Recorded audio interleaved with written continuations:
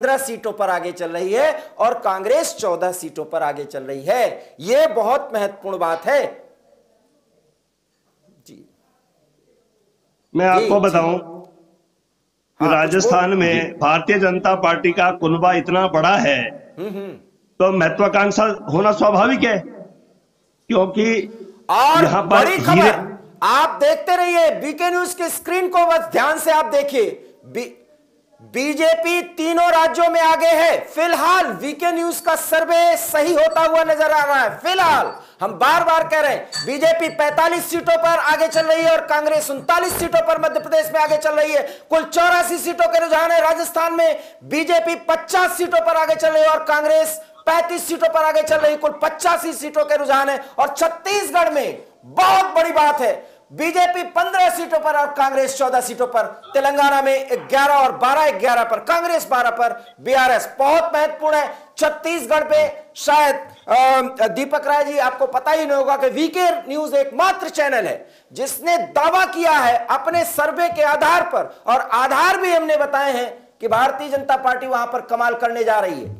क्या कहना चाहेंगे आप? नहीं, बात सही है। मेरा देखिए पर्सनल मेरा ये भी रहा है कि 3 स्टेट में जो है बीजेपी मेजॉरिटी में तो नहीं कह सकता, इस सरकार तो बनाने जा रही है। अगर आज नहीं बनाएगी तो मैंने बोला कि 1 महीने बाद जो सरकार जो बीजेपी की पक्का बन जाएगी। देखिए बड़ी क्लियर है, आप देख रहे हैं और भी जो चीज बिल्कुल बहुत तेजी से बदल रहे हैं। आप देख रहे हैं बीजेपी 50 सीटों पर पहुंच चुकी है और कांग्रेस 35 सीटों पर। एक बड़ी लीड हो रही है। कनुप्रिया सत्तन भी जुड़ जाएं स्टूडियो 2 से, क्योंकि मध्य प्रदेश में जो कुछ भी झलकियां आ रही हैं वो राजस्थान और मध्य प्रदेश बिल्कुल उसी स्थिति में। अब भारतीय जनता पार्टी एक कंफर्टेबल लीड की तरफ से शुरुआती रुझान में आगे जा रही है। बड़े मायने हैं। और छत्तीसगढ़ में बिल्कुल नेक टू नेक फाइट है, जिस फाइट को भूपेश बघेल के नाम पर कांग्रेस ने बना दिया था कि एक तरफा जीत है। और कनुप्रिया सत्तन इस समय हमारे साथ जुड़ रही है। कनु, क्या कहना चाहेंगी? अब कैसा आपको महसूस हो रहा है कि भारतीय जनता पार्टी मध्य प्रदेश में जो कह रही थी वो करती हुई नजर आ रही है या नहीं? कनुप्रिया। बिल्कुल दिवाकर जी, जैसे कि हम लोगों ने बताया था कि इस बार भारतीय जनता पार्टी एक बार फिर सत्ता पर काबिज होगी। हालांकि ये बहुत ही शुरुआती रुझान है, इनके बारे में कुछ भी कह देना भी थोड़ी जल्दबाजी होगी। ऐसी स्थिति में जब भारतीय जनता पार्टी अभी पहले रुझानों में आगे चल रही है, ये एक शुभ संकेत भी माने जा सकते हैं।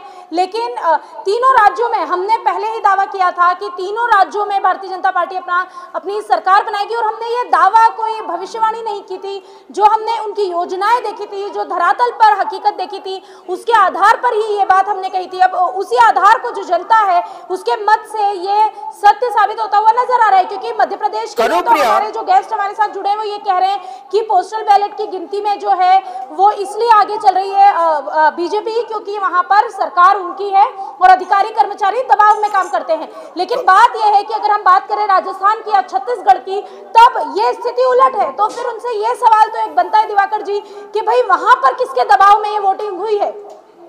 कनुप्रिया, लगभग 10 से 12 इलेक्शन कवरेज किया है मैंने एज ए जर्नलिस्ट।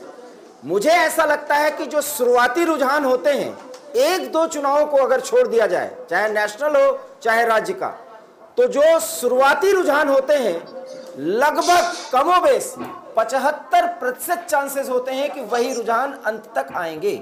लगभग 75, 100% में नहीं कह रहा हूं। और छत्तीसगढ़ में क्या देख रही हैं आप? हम लोगों ने एकमात्र वीके न्यूज था जिसने यह कहा था कि छत्तीसगढ़ में बीजेपी चौंकाने जा रही है।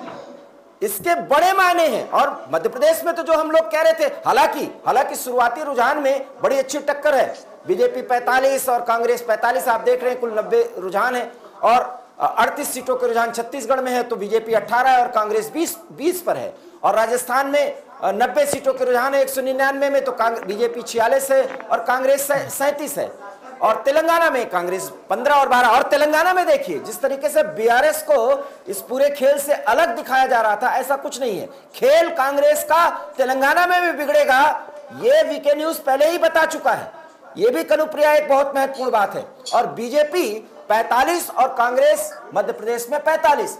जब शुरुआती रुझान में ये दिख रहा है तो मतलब अब आप समझ चुकी होंगी कि किस तरीके से 120 सीट हम लोग भारतीय जनता पार्टी को दे रहे थे और 105 सीट कांग्रेस को दे रहे थे। मतलब लड़ाई उसी पर जाकर के टिकने जा रही है, जो संकेत ये मिल रहा है कनुप्रिया।